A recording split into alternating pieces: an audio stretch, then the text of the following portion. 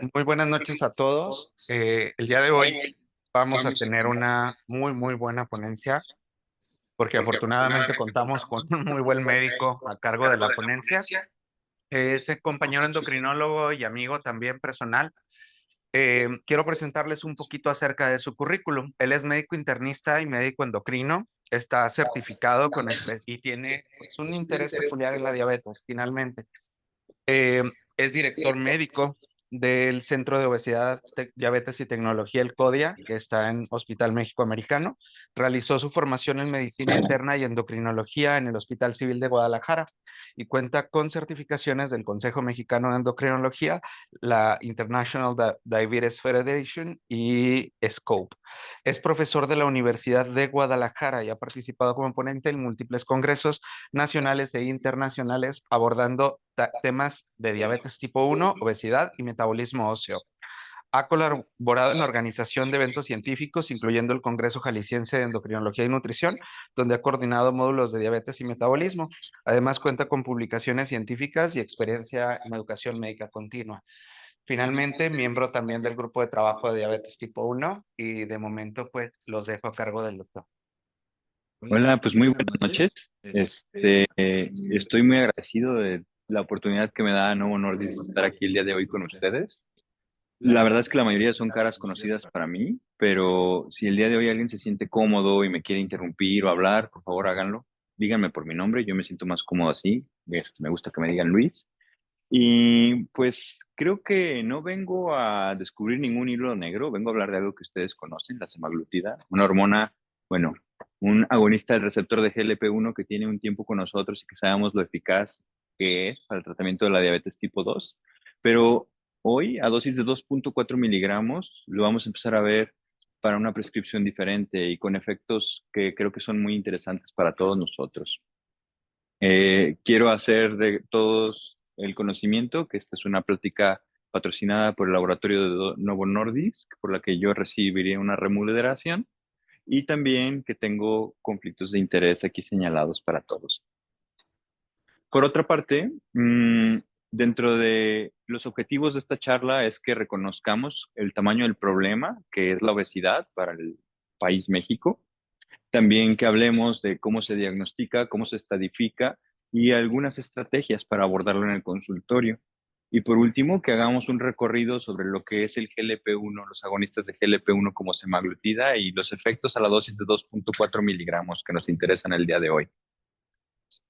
Lo primero es reconocer cuál es el papel de México cuando hablamos de obesidad. Y si hablamos de sobrepeso y obesidad como una sola entidad, el 70% del país está afectado.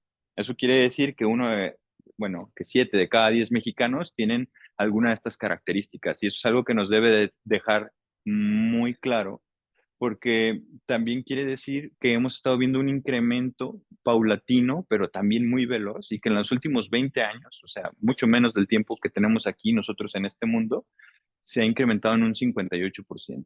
¿Esto por qué es importante para nosotros? Porque un 10% de las muertes relacionadas a enfermedades crónicas no transmisibles se pueden considerar directamente derivadas de obesidad. Y eso quiere decir que nosotros tenemos un papel en prevenirlas y poder cambiar esta historia. Ahora, sabemos que cuando hacemos el diagnóstico de obesidad y utilizamos el índice de masa corporal para nosotros establecer este punto de corte, también a nivel poblacional podemos darle un valor. Y si hablamos de varones, aquellos con un índice de masa corporal que hoy clasificamos como normal, tenemos las posibilidades de un 80% de llegar a los 70 años. Eso es bueno, es considerable, sobre todo viendo el pasado. Pero si nuestro índice de masa corporal supera el 35 o estamos cerca del 40-50, las posibilidades se disminuyen a solo la mitad de alcanzar esa edad. Quiere decir que hay algo muy delicado en cuanto a la expectativa de vida en cada persona cuando hablamos de que a mayor índice de masa corporal se acorta la posibilidad. Y tradicionalmente, la obesidad había sido vista como un factor de riesgo, pero la verdad es que se ha podido identificar cada vez más condiciones asociadas o derivadas directamente de esta, como las anomalías congénitas al nacer, si la madre tenía obesidad, con un mayor grado de certeza, enfermedades mecánicas como el reflujo gastroesofágico o también el cáncer de próstata o el cáncer de ovario, directamente proporcionales al índice de masa corporal de las personas. Pero yo creo que para ninguno es una sorpresa que hay condiciones muy fuertemente asociadas, como la diabetes tipo 2, la enfermedad coronaria cardíaca o también enfermedades como el cáncer de mama o de colon.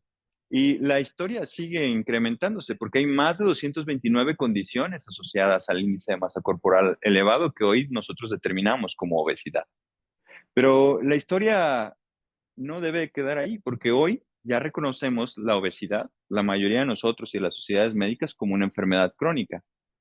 Y es cierto, utilizamos la frase de reconocerla como una enfermedad compleja, multifactorial y heterogénea para describirla, pero eso puede ser algo muy desalentador, porque entonces entendemos que requiere muchas habilidades o muchos instrumentos para poderla atender. Pero si nosotros lo sobresimplificáramos casi a un nivel ridículo, podemos reducirlo a que es un problema en el balance energético, en el consumo y el gasto. Pero hay un montón de situaciones que nosotros no podemos manejar. El medio ambiente, la genética de cada individuo, todo esto va a impactar directamente en nosotros. Y si individualizamos, podemos reconocer cómo el tejido adiposo es el principal actor de esto y alteraciones a nivel como de páncreas o de secreción de hormonas intestinales o la epigenética o los fármacos que personas que están viviendo con obesidad consumen que pueden alterar el peso, todos juegan un papel y a nosotros nos toca reconocer cada uno de estos y tratar de hacerlo. Y entonces, hablar de medicamentos como el que vamos a hablar hoy, que pueden modificar la entrada de energía, mejorando el hambre hedónico y también el hambre fisiológico, pues son una oportunidad para controlar algo que hoy nos interesa. Por otra parte, ¿qué es la obesidad? Pues es una adipositopatía. No empecemos a pensar que el adipocito es un tejido inerte, es metabólicamente muy incisivo, muy intenso en lo que hace, porque tiene la capacidad no nada más de almacenar energía, sino de tener una comunicación constante con cada uno de los órganos del cuerpo. Y sabemos que si nosotros tenemos un tejido subcutáneo funcional, y eso depende específicamente de los sitios donde se encuentra, por ejemplo, brazos, tejido celular subcutáneo, piernas, va a funcionar bien, ¿no? Vamos a saber que sirve amortiguando los ácidos grasos libres porque no va a haber un desbordamiento cuando nosotros consumimos energía y también vamos a tener una secreción saludable de adipocinas que pueden ser antiinflamatorias. Pero si hay un exceso de energía, ¿qué pasa con el adipocito? Entonces se empieza a hipertrofiar y se vuelve disfuncional. Y entonces la cantidad de adipocinas se secreta de una manera que solo promueve la inflamación y que además desborda ácidos grasos libres, lo cual también va a hacer que se empiece a establecer en lugares fuera de donde está normalmente diseñado para estarlo, como el tejido adiposo abdominal, que es donde nosotros le decimos las grasas malas, en el músculo, en el hígado, en el corazón, en el páncreas, que también va a generar disfunciones locales en cada sitio, ¿no? Y enfermedades asociadas a esto. Entonces, depende mucho del lugar cómo funciona.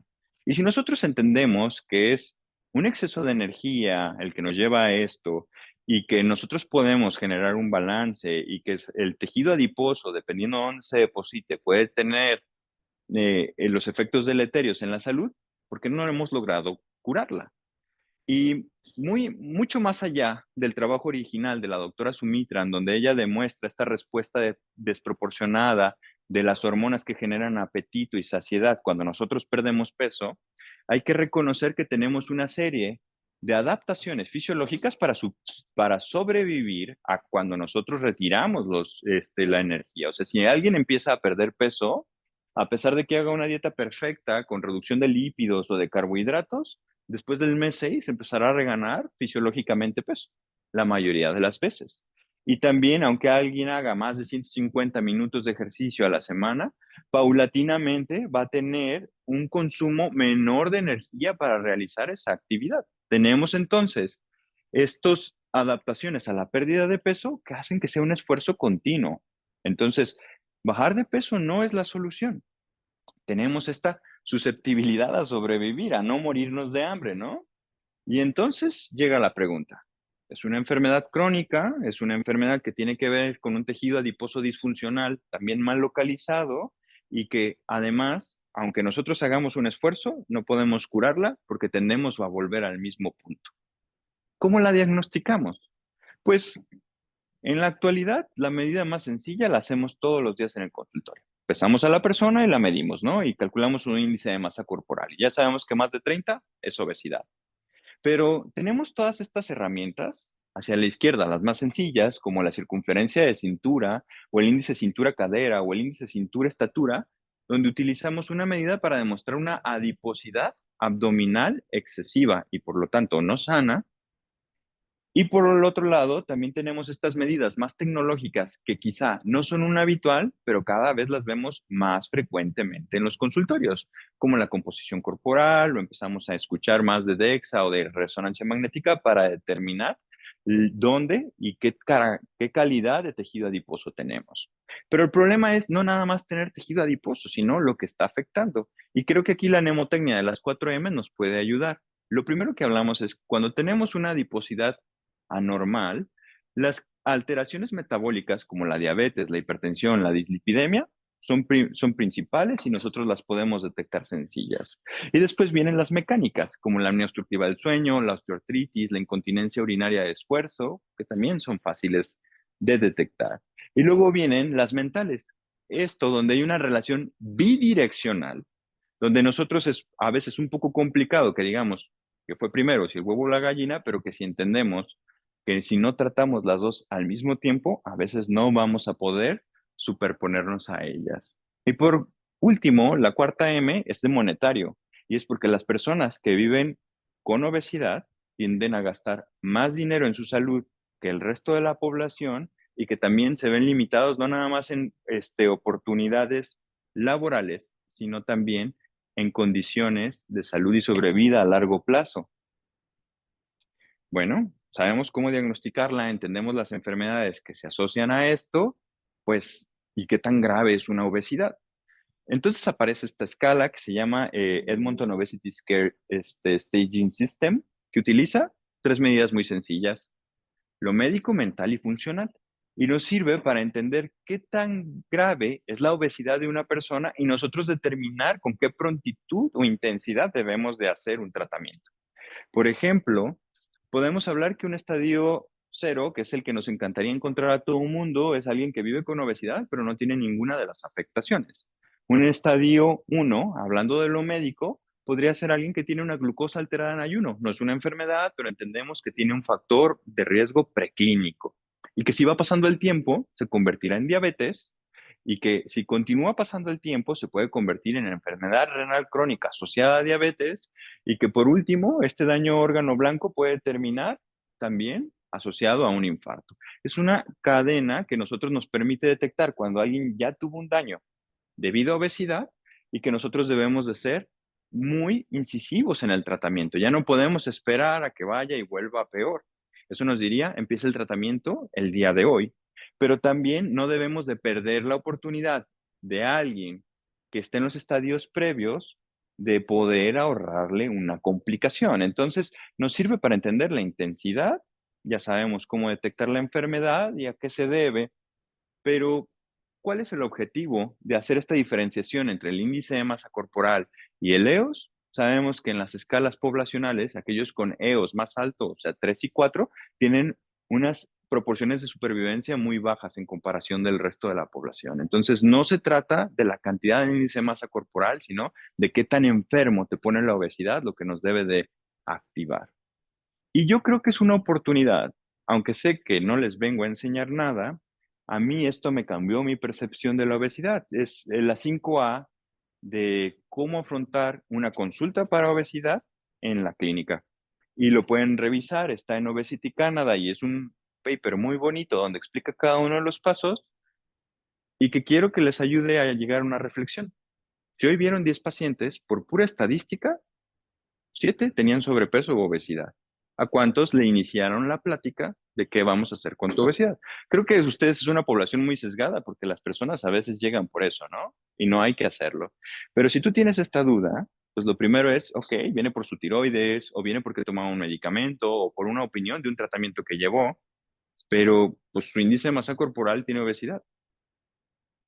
Hacer la pregunta de, ¿podemos hablar de tu peso? Abre la oportunidad de que si alguien está genuinamente interesado en su salud en eso, nos dé la posibilidad. ¿Qué hacemos si nos dice que no?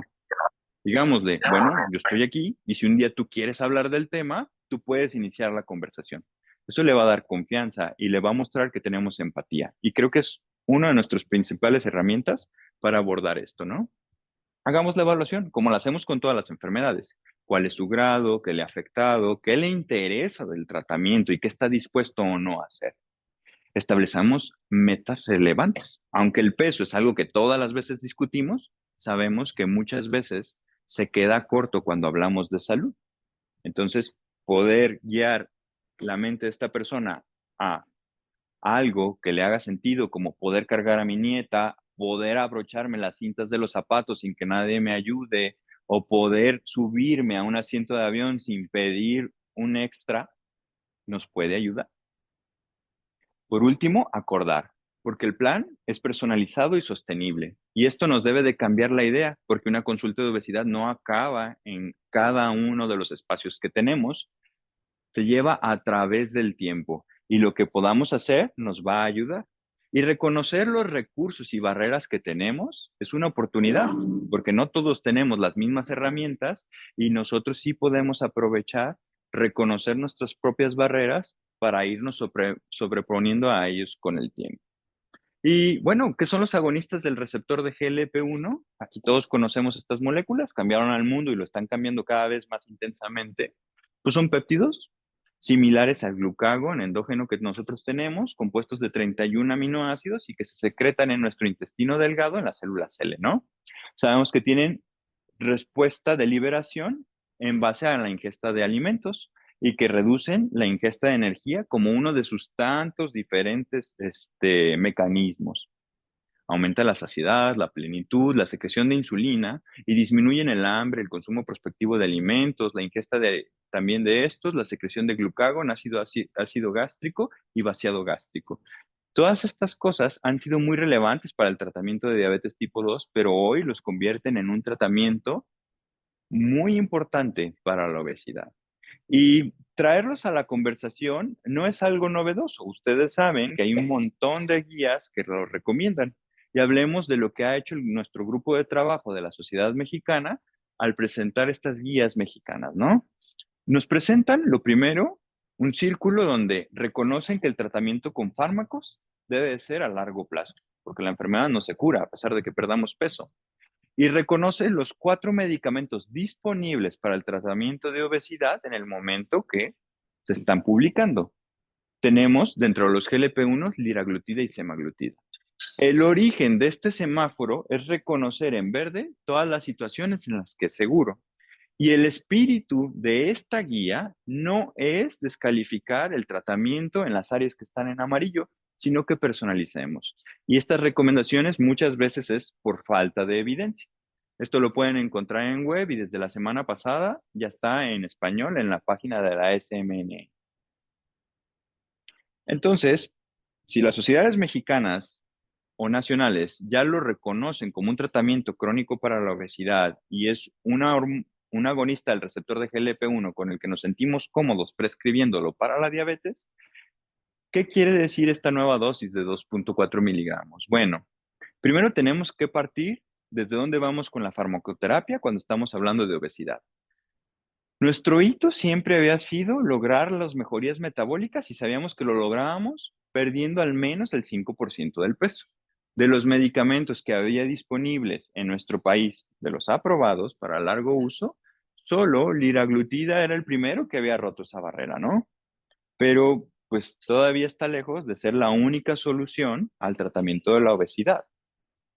Por otra parte, sabemos que si tenemos una pérdida del 5% del peso, al menos hay beneficios metabólicos como la sensibilidad hepática a la insulina, la producción de triglicéridos hepáticos, mejoría de la función de la célula beta, sensibilidad de la insulina en el músculo y también reducía el tejido adiposo abdominal asociado a estas enfermedades, ¿no? Pero, ¿qué pasa si nosotros logramos pérdidas de 2 dígitos, como las que de repente vimos con cirugía? Todo mejoraba. Pero si es que está en nuestros hitos tener farmacoterapia no nada más eficaz y segura, sino que genere beneficios en la salud, aquellas que logren más de la pérdida del 10%, y por eso nos interesa mucho cuando hablamos de semaglutide 2.4, van a mejorar todos estos mecanismos que ya reconocimos, pero también subrogados como marcadores inflamatorios, que sabemos que tiene que ver con la salud cardiovascular y la expresión genética del tejido adiposo, que esto, a la larga, es lo que nos ha dicho que tiene todas estas complicaciones, incluyendo las oncológicas de la obesidad. Y a mayor pérdida de peso, mejoría en todos estos índices. Entonces debe ser nuestro objetivo alcanzar pérdidas de peso al menos del 15% si nosotros queremos cambiar la historia de la obesidad. Y pues, ¿qué es semaglutida? Un análogo del receptor del GLP-1 humano que tiene una homología del 94% y tiene cambios en 3 aminoácidos para poderlo hacer resistente a la dipeptidil dipeptidasa 4. Eso lo va a hacer que no nada más tenga una vida media mayor a la de nuestro GLP-1 endógeno, que es de un par de minutos, sino que le va a permitir alcanzar vidas de hasta 7 días. Y también esta cadena de diácidos grasos que está en el carbono 18 le permite unirse a la albúmina, generando una dispersión en todo el cuerpo y llegando a lugares tan remotos como el hipotálamo y el cerebro, ¿no? Entonces, estas características le han permitido tener una liberación y acción sostenida, incluso a nivel hipotalámico, porque ahí tenemos receptores, que a diferencia de medicamentos como el liraglutide, que tenían vidas medias de 13 horas, el ir y venir de los efectos del medicamento parece que no le permite ser tan potente como esta dosis semanal. Por otra parte, ¿qué hacen los agonistas del receptor de GLP-1? Pues cada día lo descubrimos más. Por ejemplo, donde tenemos receptores como el páncreas, cerebro, corazón, sabemos que tiene efectos directos. Y a nivel de páncreas, mejora la función de la célula beta, disminuye la apoptosis de esta misma célula y genera un efecto insulinotrópico. A nivel de cerebro, a través de esta relación con los núcleos que tienen que ver con el apetito y la saciedad, pues genera una ingesta de alimentos reducida y mejora la saciedad a largo plazo, reduce el vaciamiento gástrico, que eso activa también la saciación, y a nivel de hígado, aunque ahí no tenemos receptores, sabemos que mejora toda esta comunicación del tejido adiposo, dándonos como resultado una mejoría en el depósito de grasa a este nivel y también las lesiones asociadas al metabolismo. Ahora, ¿cómo se regula el apetito en el cerebro? Bueno, pues sabemos que tenemos 2 tipos de apetito y nos debería dar mucho gusto porque ahorita ustedes están acallando ese apetito homeostático con esta, creo que es una sopa muy rica que se ve, y les va a dejar de dar lata, ¿no? Pero en unos minutos, ustedes, a pesar de que se van a comer muy probablemente un muy rico corte el día de hoy, van a tener un postre ahí enfrente.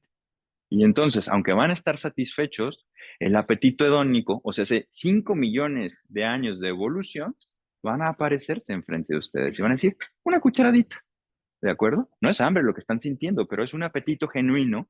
¿Por qué? Porque hay un montón de situaciones, no nada más sociales o de cariño o de cómo nos relacionamos entre nosotros, que nos pueden hacer comer más. Y resulta que este medicamento a través de los receptores que se encuentran en el hipotálamo nos puede ayudar a mejorar eso. Y no solo eso, también sabemos a través de los estudios y los cuestionarios que se van haciendo a los pacientes que incluso a las 52 semanas de estarlo utilizando, mejora el control de los antojos, el buen humor cuando estamos haciendo una dieta restrictiva, que sabemos que eso es un reto en las personas que están tratando su obesidad, y que mejora los antojos por sabores salados y dulces. O sea, nos ayuda con todas esas mecánicas que reconocemos cuando alguien está comiendo lo más sano posible y con una restricción calórica.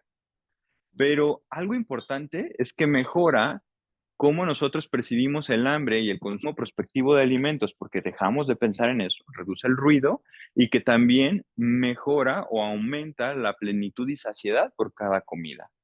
Entonces, estas herramientas son muy importantes porque nada más tomando en cuenta las primeras 20 semanas, que es cuando titulamos un medicamento como semaglutide a 2,4 miligramos, nosotros podemos percibir que las personas en promedio tienen un 35 menos consumo de calorías que cuando iniciaron el tratamiento, a pesar de que hayan estado desde antes con restricciones calóricas por el nutriólogo.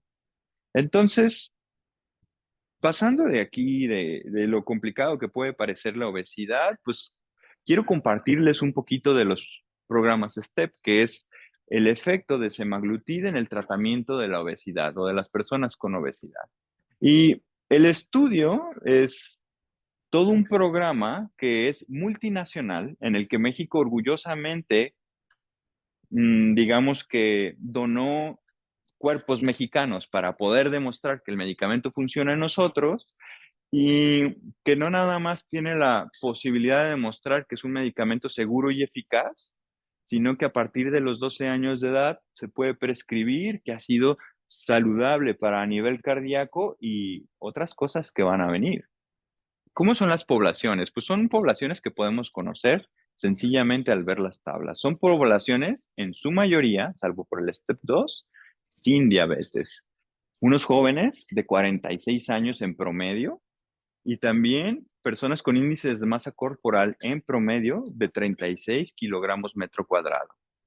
Y pueden ver ahí que la mayoría no tiene diabetes. Entonces, a pesar de que es un medicamento que conocemos mucho para el tratamiento de esta, ha sido efectivo.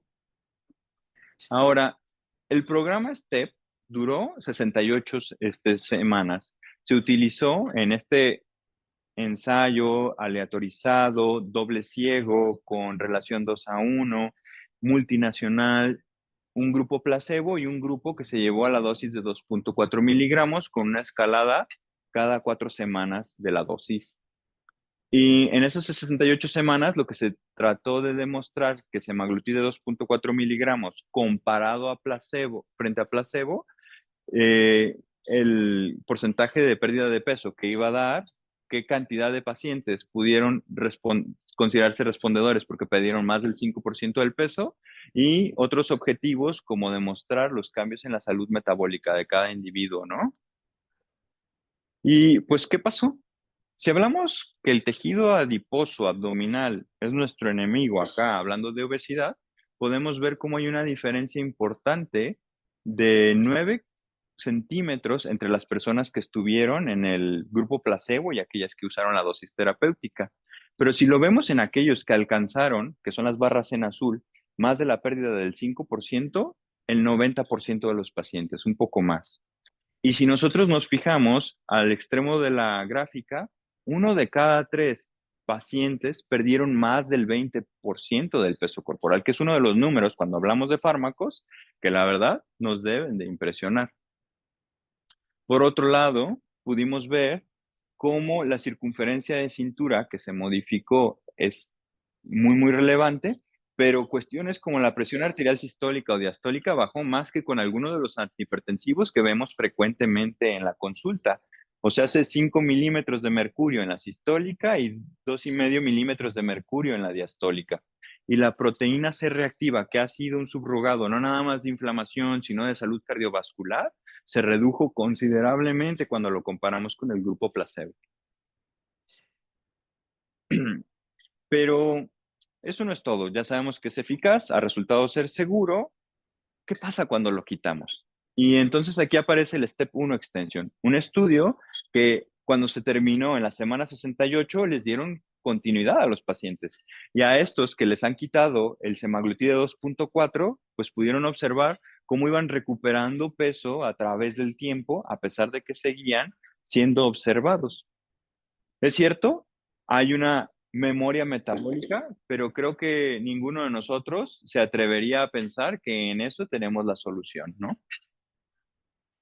Pero luego viene el Step 4. Creo que es un estudio sumamente interesante porque aquí trataron de demostrar a las personas que eran pues, respondedoras a semaglutide, seleccionando aquellos que pudieran llegar a la dosis de titulación de 2.4. Tomaron una muestra, misma característica, acá eran adultos, con índices de masa corporal mayores de 27, con al menos una alteración que mejorara al perder peso, o índice de masa corporal mayor a 30, y les empezaron a titular el medicamento a los dos grupos, pero la aleatorización vino cuando llegaron a la dosis de 2.4 miligramos.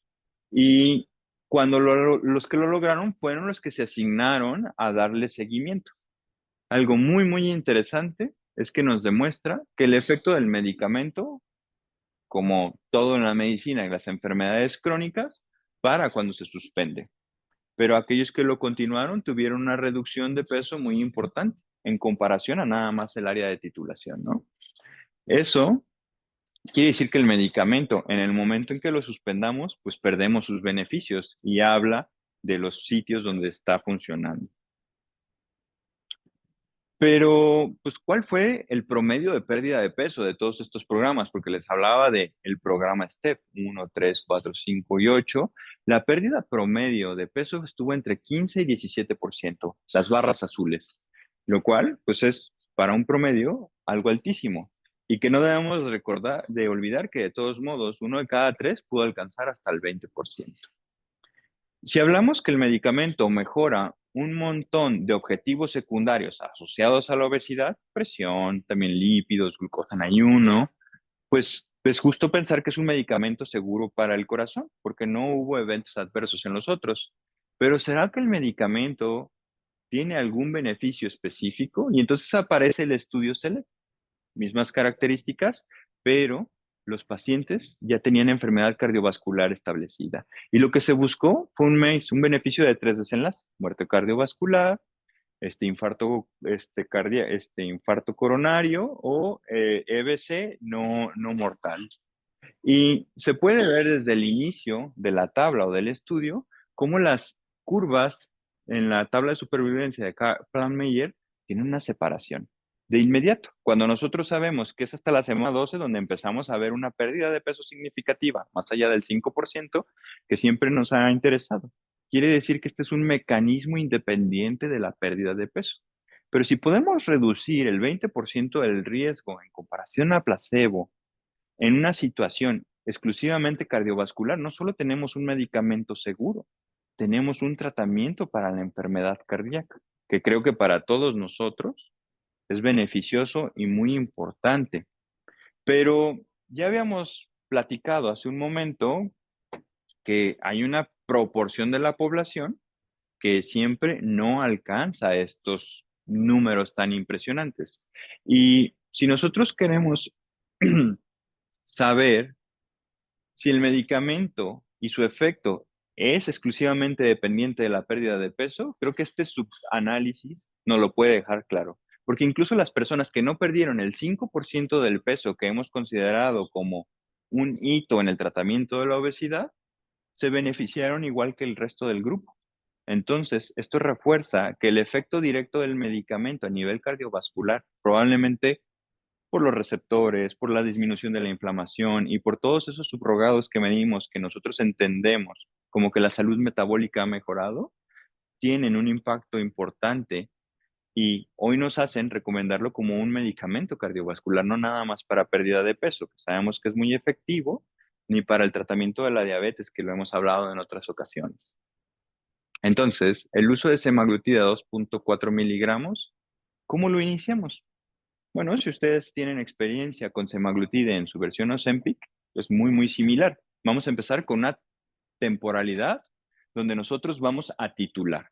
Eso quiere decir que vamos a estar aplicando cada una de las dosis y cada 4 semanas vamos a hacer un incremento paulatino. Nosotros empezamos con, perdón, 0.25 miligramos y después de 4 dosis, la quinta subiría a 0.5, después 1 miligramo y las nuevas dosis a las que tenemos que empezarnos a acostumbrar, pero acá con todo en formato de semaglutida, es 1.7 y 2.4 miligramos de dosis de mantenimiento. ¿De acuerdo? Entonces, a partir de la semana 17 en adelante, nosotros podríamos aprovechar estos medicamentos.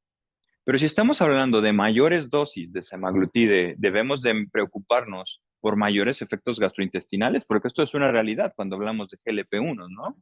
Y la idea es reconocer que en el periodo de titulación hubo más efectos adversos. Y en un estudio como en el STEP 4, donde a todos se les dio de manera inicial esta etapa de titulación, solo 1 de cada 10 pacientes tuvo que abandonar la dosis y no pudo llegar a 2,4. Pero dentro de las tres líneas que pueden ver, la gris, que es la que más se presentó, fueron las náuseas, el efecto más común, pero podemos ver que después del periodo de titulación empieza a descender, ¿de acuerdo? Entonces, si los pacientes son conscientes de que esto es algo transitorio y nosotros les damos las herramientas para sobrevivir adecuadamente a la náusea, pues entonces ellos van a tener los efectos positivos del medicamento porque estos se ven más plausibles a las dosis más altas. Y aunque sé que son expertos en la prescripción, yo nunca pierdo la oportunidad para reforzar las cosas que nos pueden ayudar a que tenga una mejor experiencia el paciente. Sí, es un GLP-1, hay que recordarle los efectos gastrointestinales y si nosotros identificamos algo a priori, ayudarle a que lo mejore, ¿no?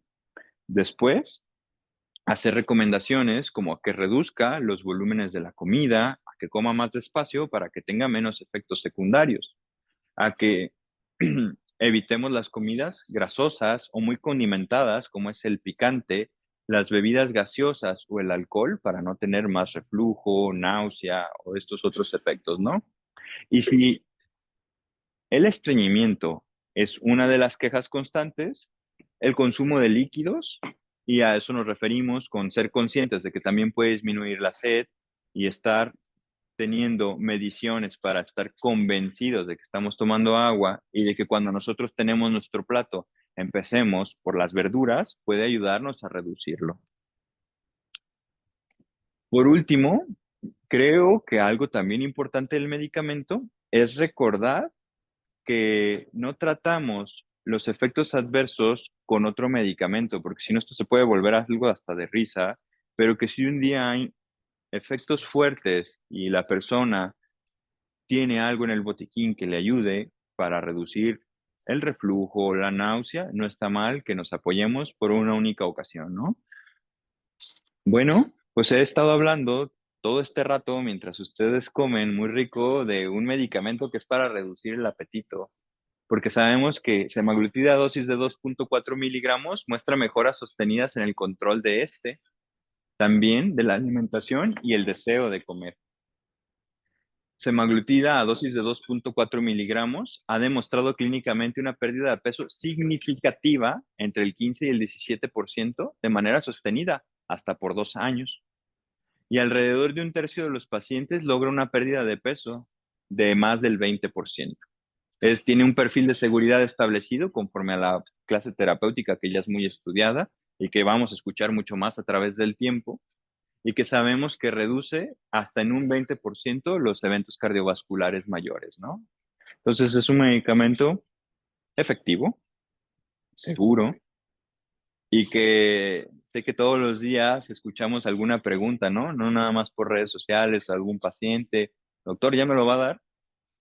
Entonces, aunque en este momento están disfrutando rico de su cena, si alguien quisiera compartirme alguna idea, algo que se lleva hoy, o que discutamos algo, porque creo que aquí hay gente que es muy buena para discutir, pues creo que podemos aprovechar, ¿no? Ujú. También sé que hay gente en la red y si quieren decir su pregunta y nosotros pues aprovechamos para escucharlos y tratar de clarificarlo.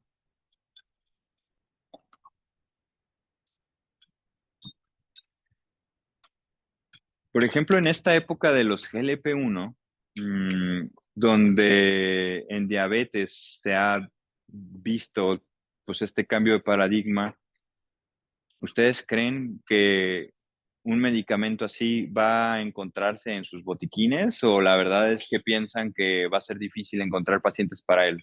Porque sabemos que los hay, ¿no? Nada más por estadística. ¿Ustedes cómo se ven? Porque pues, sé que son expertos ya tratando de este tipo de enfermedades, pero ¿qué opinión les merece? Ujú.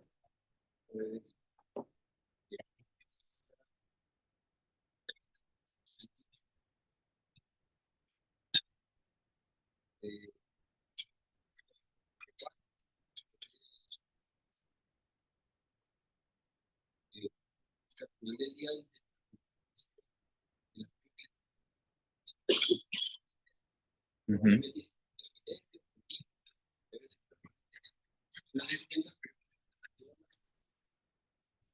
Sí, sí tengo, pero quiero aprovechar para reconocer, gracias Casel por intervenir, te estimo mucho, digo, él estudió conmigo, entonces por eso es así de amable.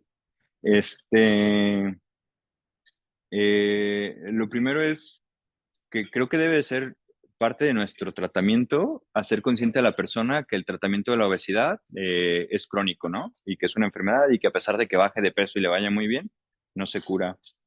Y es cierto, aunque a veces nosotros hablemos de que va a tener los beneficios del medicamento mientras lo utilice, pueden pasar un montón de cosas que hay que reconocer, ¿no? Las cuestiones económicas, o se pueden fatigar, o puede ser una mujer que desea embarazarse. Puede haber algo por lo que se decida suspender, que pues, cada persona es un mundo. Entonces, ¿qué pasa cuando viene del paciente el que oiga, pues lo voy a suspender, ya me cansé? ¿Qué estrategias tenemos? Creo que la primera sería implementar un plan de acción.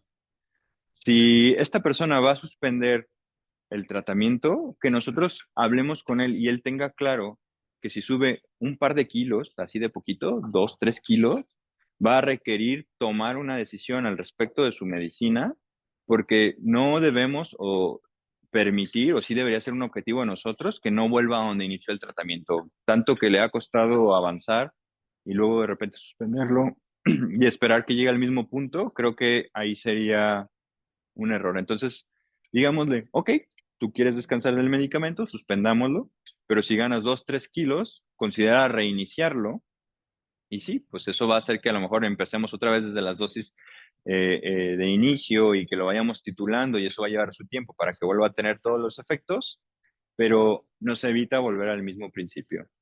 Y ya sea porque esta persona ha cambiado a través de su historia o ha decidido someterse a una cirugía o pasan un montón de cosas, creo que no está mal que acordemos con él la medida que queramos. Por ejemplo, tú reconoces el uso de la metformina, hay personas que han utilizado terapia cognitivo-conductual intensiva para ver los resultados positivos y pues agregar a este tipo de cosas puede ayudarnos a estirar un poquito más la liga, ¿no?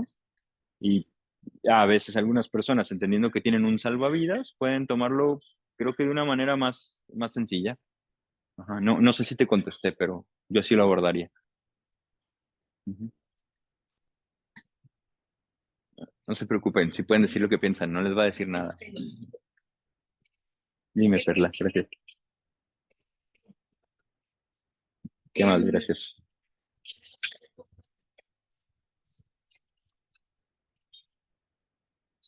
Ajá.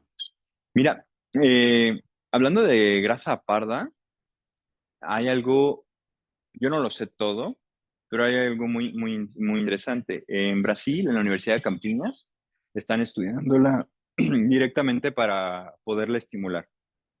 Y a pesar de que lo han intentado en modelos murinos y humanos, la única cosa fisiológica que lo sigue estimulando es la exposición al frío. Y eso lo han medido no nada más a través de microRNA, sino de cámaras de calor, demostrando su actividad metabólica, ¿no? Entonces, seguramente al disminuir la inflamación, indirectamente los GLP-1 y al perder peso, pudiera estar mejorando su eficiencia, ¿no? Y también pues porque estamos perdiendo un poquito de este recubrimiento hacia el frío exterior, pero decir o que yo conozca un efecto directo del GLP-1 en este tejido adiposo para hacerlo más metabólicamente funcional y por lo tanto perder más peso, yo no lo conozco. Ajá. hasta donde sé, lo más efectivo todavía es el frío. Ajá. Bueno. Cuando los recetamos siempre tenemos problemas, ¿no? Con la prescripción y los efectos gastrointestinales. ¿Ustedes qué han usado de estrategia para que sus pacientes se dieran más a este tipo de medicamentos? ¿Qué se les ocurre? Ujú, ujú.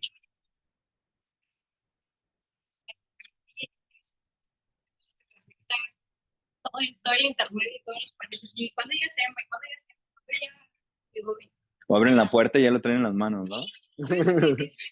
Yo ya cómo lo pongo. Ajá.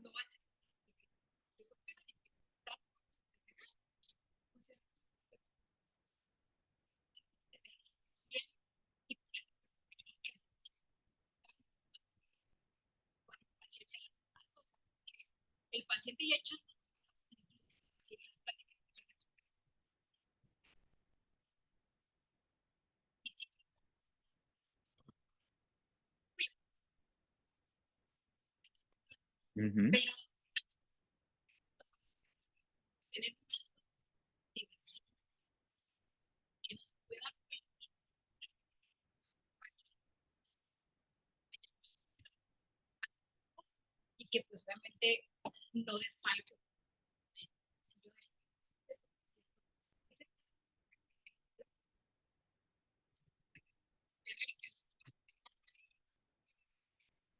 ujú.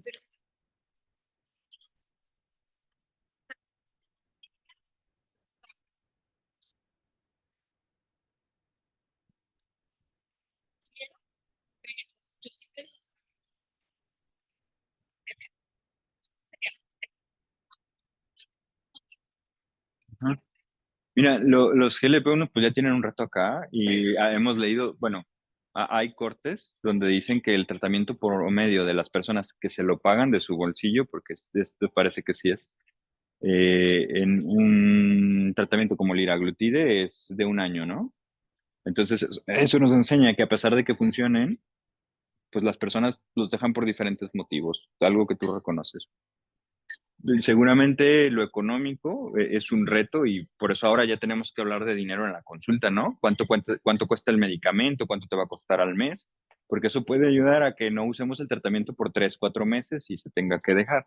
Creo que seleccionar bien al paciente, o sea, hablando de esto, es algo que tenemos que aprender a hacer. Así voltear la pantalla y mira, ahorita en esta farmacia que está aquí a la vuelta está en tanto. ¿Cómo ves? Ojalá que ahorita nos den grandes noticias acerca de unos programas de descuentos donde eso le convenga a las pacientes. Y como tú dices, retener la motivación para el tratamiento de la obesidad a largo plazo es uno de los retos más grandes que tenemos. También sabemos que tenemos diferentes tipos de pacientes. En lo personal, yo tengo experiencia con pacientes que han empezado con GLP-1, han hecho cirugía y otra vez están con GLP-1. Entonces, pues no, hay de todos, ¿no? Y hay quien lo ves y dices, por favor, haz algo por tu salud en este momento o te me vas a morir. Y la cirugía sería una excelente elección en esos, pero ellos, por su preferencia personal, dicen, no, dame medicamento, ayúdame y si no me sirve, ahora sí me opero, porque lo ven como una medida de salvamento en vez de una opción más en la terapéutica. Entonces, el reto que tú reconoces, yo creo que es el que todos vemos en la consulta. ¿Cómo resolverlo? Pues ojalá que alguien lo descubra y no lo pase para todos, pero va a ser muy individual porque todos tenemos motivadores y estimulantes diferentes. Entonces, eso te lo reconozco. No, no, creo que nadie tenemos la solución. Y pues también reconocer que las personas cambian. A veces hay alguien que empieza muy motivado y algo pasa en su vida y le da prioridad. Entonces, pues reconocerlo está bien. Ujú. A ver.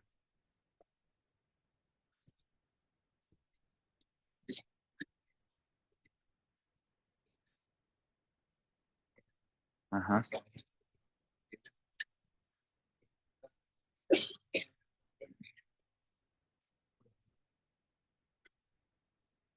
Ajá.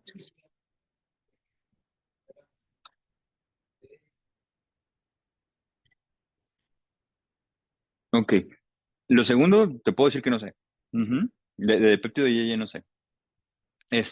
Lo primero, fíjate que los mecanismos de down regulation, cuando hablamos de biología molecular de las células, sabemos que es algo que se va a presentar como una respuesta al cambio, ¿no? Y que cada vez debe ser menos efectivo.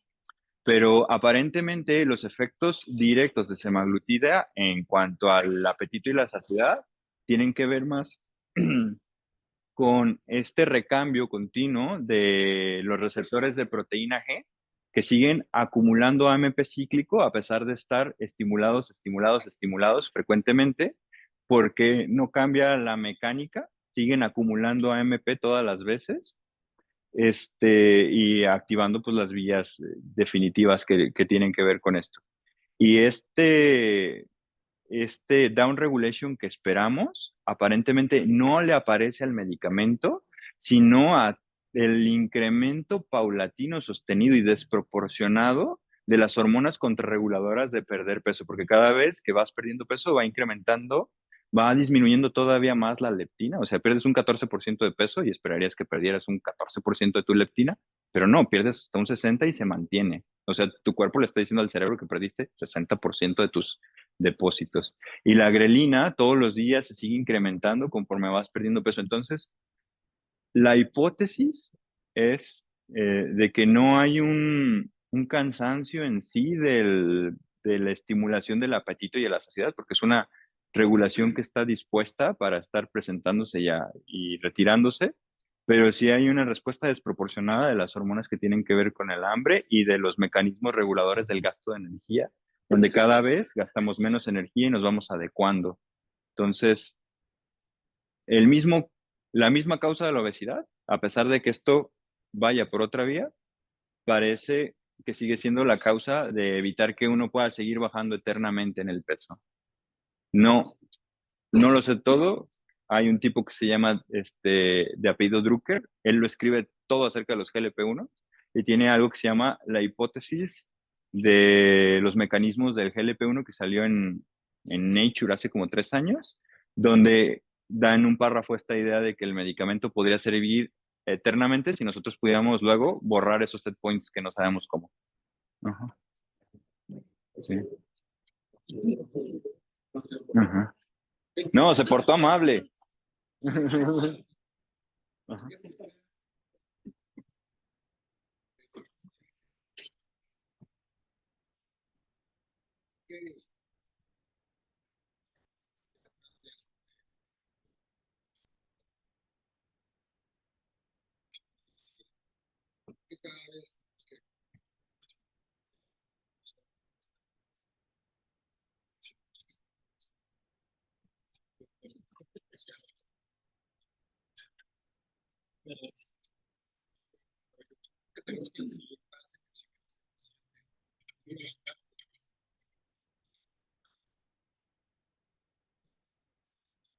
Ujú,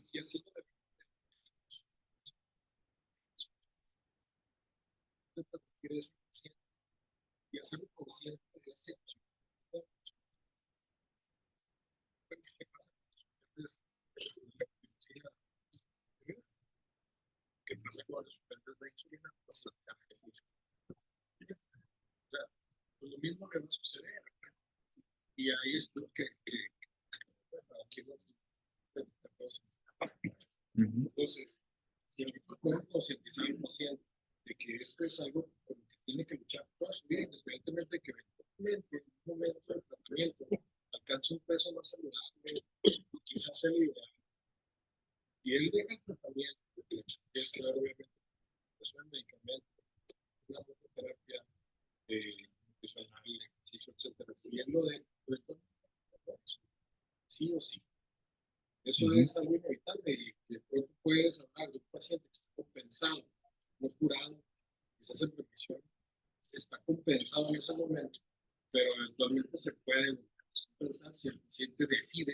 ujú,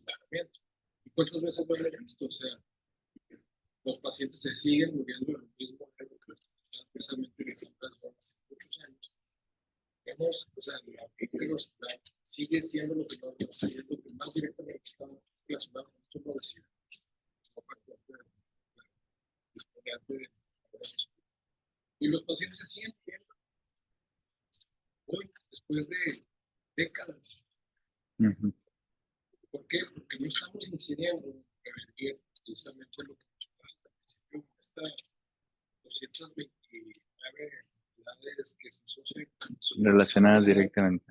Precisamente, si no las podemos identificar en un paciente antes de que se presente una complicación, creo que ahí es donde pues, podríamos sacar la diferencia en esto. Pero eso respecto a lo que mencionaba Casemiro, en la plática.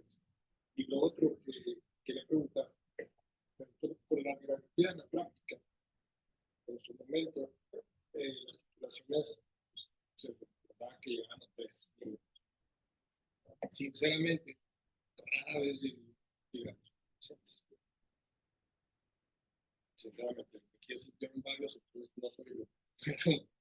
¿Qué pasa con SEMA de 2.4 si no llego a los... Ok, es cierto que la experiencia individual de cada quien nos va a guiar, ¿no? Y podemos reconocer que hay personas que cuando queremos escalar la dosis no la pasan tan bien y no está mal que hagamos un paso todavía más paulatino en las siguientes dosis. ¿Por qué debemos de tener en cuenta en gente con indicación a todo el mundo tratar de llevarlo a 2.4? Porque es donde se han demostrado los mejores desenlaces, ¿no? En las pérdidas de peso de más de 15%, y eso pues lo encontramos en esa dosis. Siempre nos vamos a encontrar súper respondedores o gente que tenga muchos efectos adversos y eso va a hacer que nosotros tomemos otras decisiones. Usar dosis menores, si nos dan los efectos deseados, no es criticable. Usar dosis menores y no estar alcanzando los efectos terapéuticos que nosotros nos hemos planteado con el individuo en la consulta, pues entonces nos debería hacer pensar si de verdad lo queremos utilizar con él. Entonces, si a alguien le va bien con una dosis menor, ¿qué se le puede criticar? Nada. Entender que a una dosis mayor todavía podría perder más si es que le conviene. Y quien no la alcance, porque los efectos gastrointestinales son bastante severos o que requiera más tiempo para ir titulando en vez de cada mes subir la dosis, pues es bien respetable. Pues todos tenemos nuestra propia experiencia de la puerta para adentro, ¿no? No tenemos que ser cuadrados ahí, y eso es algo de la autonomía de prescripción que pues, hasta los laboratorios nos reconocen. El que tiene la pluma enfrente de la receta somos nosotros. Ajá. Está bien. Fíjate que yo tengo tres comentarios, uno para cada uno. El primero es para entonces, les comento, ahorita comentamos acerca de llevarlo a los exteriores. La realidad es que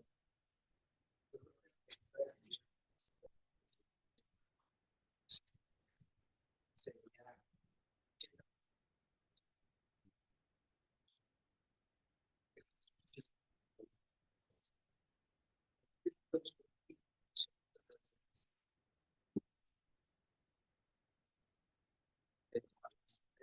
pues hay actividades que llevarlo a los exteriores. No va a ser tanto la diferencia más que el... Entonces, dependerá, yo creo que principalmente de eso es lo que yo podría agregar. Con respecto a la pregunta de Luis, de qué podríamos hacer para mejorar los efectos secundarios, es que, según yo, creo que lo siguen haciendo como flavor en pláticas, porque no he visto algún científico, incluso el probiótico y el simbiótico en el manejo del efecto secundario. Y incluso sí tenemos procedimientos, ¿no? Los bebés que no le pasa realmente el efecto, la acción sigue siendo central, sigue siendo la operación, bajas el efecto secundario de la parte de la náusea, pero a corto plazo no les pasa mucho. No se podía llegar a utilizar. Y con respecto a la pregunta de Perla, de la economía, según yo, hasta ahorita, solo que me corrija, pero el único asegurador que estoy aceptando obesidad como enfermedad es AXA. Entonces, es la única. No sé si ustedes ya tengan negociado con respecto. No, precisamente lo comprendo.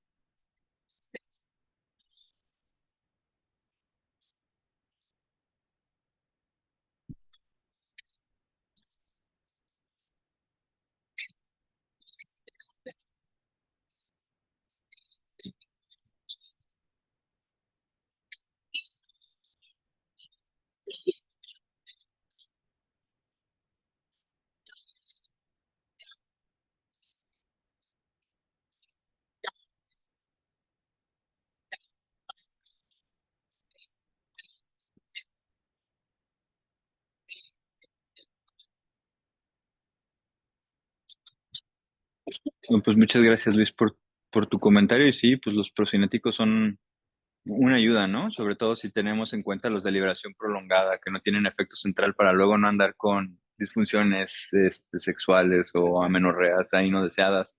Este,